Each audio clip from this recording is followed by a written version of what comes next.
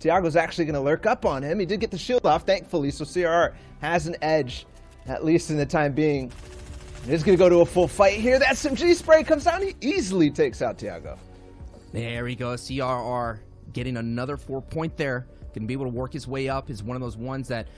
But this is what I'm talking about. Swedes coming from the reboot stages has this opportunity to kind of squelch out Martine. He's going to have this ambush opportunity, but Martine susses it out.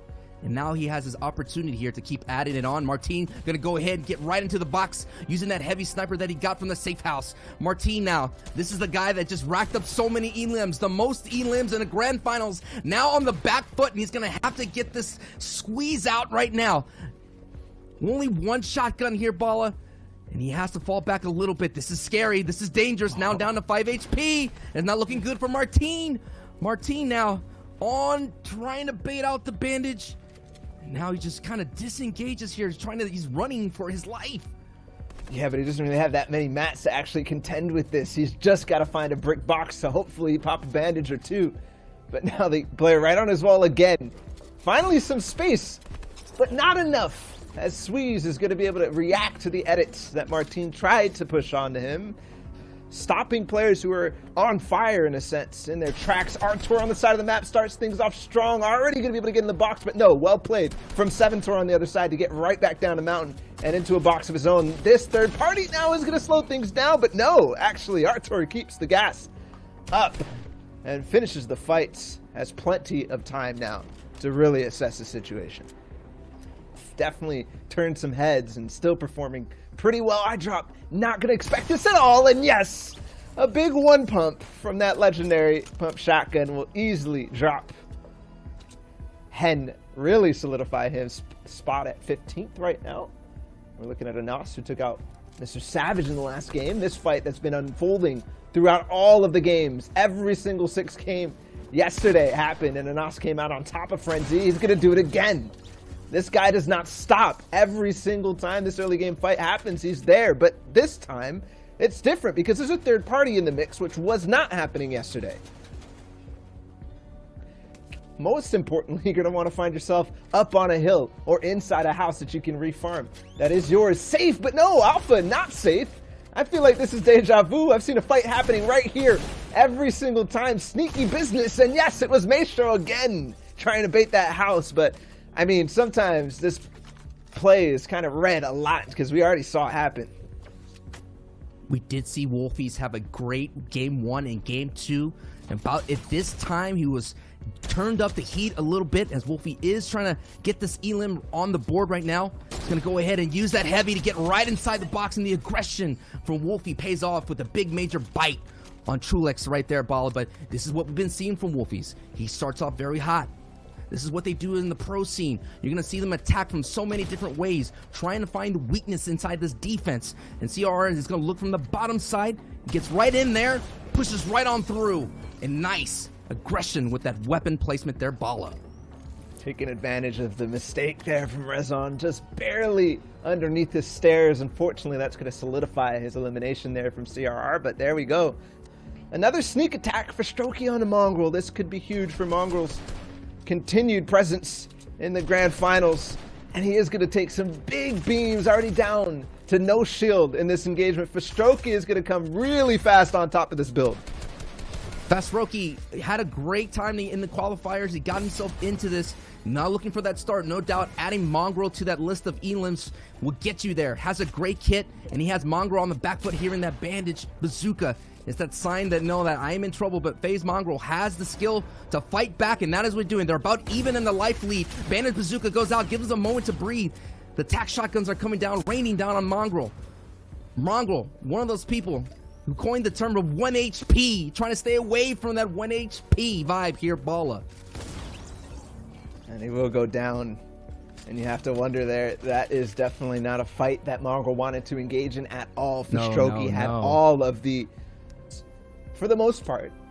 But if he gets too caught up in this sort of style, if he gets too caught up in waiting for players like this, he ends up falling before the placement really starts to get divvied out. And that's unfortunately going to be what happens. Thankfully, this time it works out, and this is the genius of Mitro. When he plays this aggressive style, he always is starting with an advantage.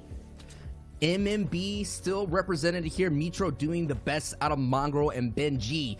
Mitro had a great pop-off game here earlier on the broadcast. Things that could kind of catapult you and jumpstart your journey. And that's what Maj is doing right here, part of Solari. Getting in, trying to look at that confidence elim. There it is. He gets it right there on Mage. Mage goes down. And he's feeling it. That's what I'm talking about. Especially with the Midas drum gun there, Balla. That could be a great start to the rest of this journey. But Vortex just sitting there like we saw Mitro do just a moment ago. And she's aware. Moki with the big tag to start things off. 85 damage now off of our friends on the other side. And yes, another one. Moki follows it up with clean fashion. 2 shotgun shots in a row. Expecting the play out of Vortex right there. Expecting the old builds to still be occupied. This is very awkward here, fighting underneath the river. So much can happen, and that's what I mean. The awkwardness catches up with Lechi, able to get Steelix and not phased by dipping in out of that water. That was a little bit scary there, Balla. A little bit slow now as he actually does escape up above in that box. Gets the elim as well. With the escape, Fast Roki goes down. It was a 73rd battle versus 24. And Styling, moving on in the rest of the way here. And then Delix, I've been looking at the feed here. Balla, I think our top 10 is almost intact. Because 4ZR beams him from range, so now with that, an impact, a refresh for Wolfies. He gets his mats back up, but goes in the box. He's in the cone, yes, and he finishes it off too. Knows the HP situation, the information that he needed to solidify that onto Kylie. And Wolfies now looking very good for this one. And you talk about this is maybe the first time our top 10 might be a little bit more intact than normal. In this case, yes, this is the first time we're really seeing Wolfies at this stage of the game, at least today. But on the other side of things, Aqua is up on height again. Yes, we're still in that third zone, but cheering on his duo partner here. Aqua trying to be, I mean, the stats don't lie. He wins every, oh my goodness. The deal gets the real deal hits from them. Aqua getting another elim, but Aqua is one of the most consistent players we've been saying throughout the broadcast. Almost getting 2 wins in every grand final that he's in, Balla. He's actually faltering a little bit. Yes, he has those 2 wins. That pushes his average placement way up, but not really making it up over the threshold in a lot of these other ones. As Thomas HD picks up the big elim with the heavy snipe on the side of zone 2. Never mind. Thomas finds the gaps. Jachu and another one right in a row, and he might actually be able to get the refill from that too. The materials are still in that box. He's trying to find a way in, but I think he might just opt to stay right here as the 5th zone gets revealed. The double bang bang from the heavy sniper. Tomas has been sniping everybody throughout this entire FNCS Invitational solos. Doesn't matter the range, medium, far, long. Just with his life, Moki in a dangerous field of players right in front of her. There are so many big names. Here's the pickaxe. She's staying in the floor, so it's phased, but no, Anas reads it, sees that yellowed floor, and immediately responds to Moki, who had a brilliant idea, but no, it doesn't work out. Anas, who's still pushing up with 130 points. That's why I was saying a dangerous fields of opponents. So dangerous, and Thomas picks up another elim. Aqua picks up another elim. The top 10 are fragging out here in this lobby. More points are being thrown on the board. Anas in 8th place. Aqua, where is he? On the high, no doubt, has a big dominant position, the power position here, Balla, as we see, as things are going to progress here. Wolfies is going to be very dangerous here, looking for more bites.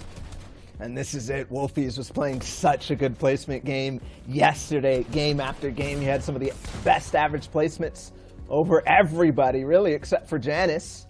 And actually, Airwalks, he did fall a little bit once he started getting the W key going, but he's back here in the end game. We're in 6th zone, and there's plenty of people that he's got to mow through and actually play for this end game, so we'll see. But this is where he thrives. If he can get that top 5 again, then all of a sudden, Janice needs to be scared, Aqua needs to be scared, and I don't know if I've seen Janice actually in this game, but besides that, obviously Aqua on height, he picks up another one. Wolfie's getting aggressive, but he pays for it because he's down now to 82 HP. Aqua and Nas picking up elims, so they're keeping up pace. Can Wolfie keep up pace? This 2nd place FNCS squads with Mongrel, Benji, and Nate, so we know he is the champion caliber inside here. Wolfie's trying to prove that he could do it on his own here in the solos, and Nas actually goes down, Scully goes down, and Wolfie picks up a big time elimination on Milan. That he does, and now moving forward a little bit more. He's got the room, but not really the materials. Only in 6 zone right now, and with only 20 builds, this is definitely going to be a tough rotation, but he can make it in the 6 zone. It's just a matter of finding one more elimination. That's why he's hunting so much. Andalex goes down as well. Here it is. Heavy step in the box, and he makes it work. Yes. On to Blackheat, and that is what he needed. Now 64 builds, and also the launch pad. Janus still up in this game, though, and Tayson too. And Savage is in this game as well, as the lobby is now making a way down this elevation here. Janus sitting on the low ground. Nord up there as well. Droben in a good situation to take advantage here if he has the flops. Vibin trying to vibe as he pushes in. Taking a look at the feed. Hen goes down. The Dark Horse has been eliminated. Vibes looking in hot. Has the opportunity to get this elimination here if he wants. He goes for the edit. Peanut butter and jelly. Gets the elimination on Lucia. Now Vibes right now sitting really solid, but he needs that impact. He needs some loot here. He's very low on mats, and that's it. He's all done, so this is going to be an opportunity just to sneak into the box, and he does. Gets Lysen right there, and he has the grappler there, Balla. He gets the grapple of the AR too, but a mistake just for a moment. He is going to grapple up towards height. I'm wondering who's up there, because Vibes right now has the opportunity to really do something in this one, but only 7 builds. He can't really contest too much if he did go up, so opts to drop down, but the RPG too, there it is, Mr. Savage goes down in 8th place to the hands of Vibe. A harpoon from high ground too, that could be huge for whoever that is up on there to grab a couple more materials from that impact.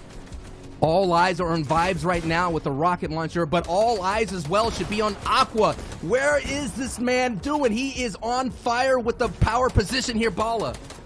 That he is, but Janus takes it from him. He yoinks the high ground with a nice retake on that one, and we could be setting up for a 1 versus 1. No, Janus actually gets him. He falls to the zone, so we're seeing Janus possibly now overtaking, possibly going to get his first win too. Cammy takes another one. It's a top 3 situation, possibly even setting up a 1 versus 1 between the former duo partners of Janus and Tayson.